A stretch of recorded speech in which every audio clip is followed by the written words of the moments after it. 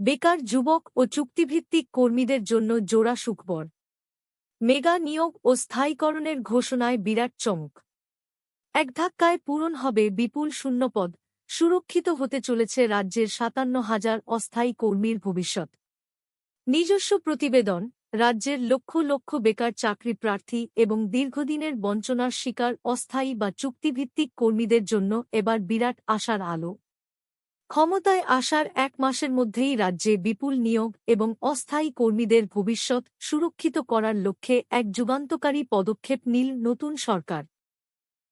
বৃহস্পতিবার এক সাংবাদিক সম্মেলনে রাজ্যের পঞ্চায়েত মন্ত্রী দিলীপ ঘোষের এই মেগা ঘোষণাকে কেন্দ্র করে রীতিমতো খুশির হাওয়া বইছে রাজ্যজুড়ে।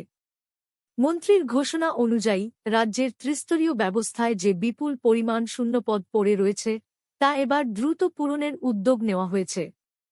এই মেগা নিয়োগ প্রক্রিয়ার মূল আকর্ষণগুলি হল: রাজ্যজুড়ে মোট ১১,১৫৪টি শূন্যপদ এক ধাক্কায় পূরণ করা হবে। এর মধ্যে শুধুমাত্র গ্রাম পঞ্চায়েতেই ফাঁকা রয়েছে ৯৩৬টি পদ।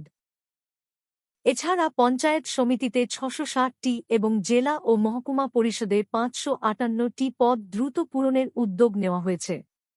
আগের মন্ত্রিসভায় অনুমোদিত ৫৩৬টি পদের পাশাপাশি বাকি ৪,৫০০ পদের জন্য দ্রুত ছাড়পত্র চাওয়া হবে, যাতে সবটি পদে একসাথে নিয়োগ প্রক্রিয়া শুরু করা যায়।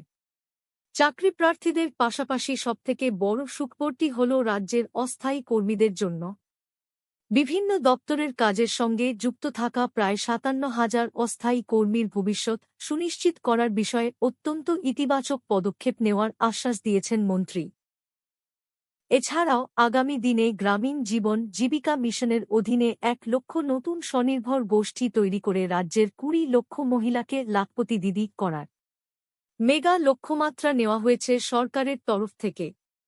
দীর্ঘ প্রতীক্ষার পর সরকারি চাকরিতে যোগ দেওয়ার সুযোগ কিংবা অস্থায়ী চাকরি সুরক্ষিত হওয়ার এই ঘোষণা রাজ্যের বহু মধ্যবিত্ত পরিবারের আর্থিক দুশ্চিন্তা দূর করবে। আপাতত অফিসিয়াল বিজ্ঞপ্তি প্রকাশের অপেক্ষায় দিন গুনছেন রাজ্যের লক্ষ লক্ষ চাকরিপ্রার্থী। বং নিউজ ইউটিউব চ্যানেল সাবস্ক্রাইব করে পাশে থাকুন পরবর্তী কোনো আপডেট সবার আগে পেতে।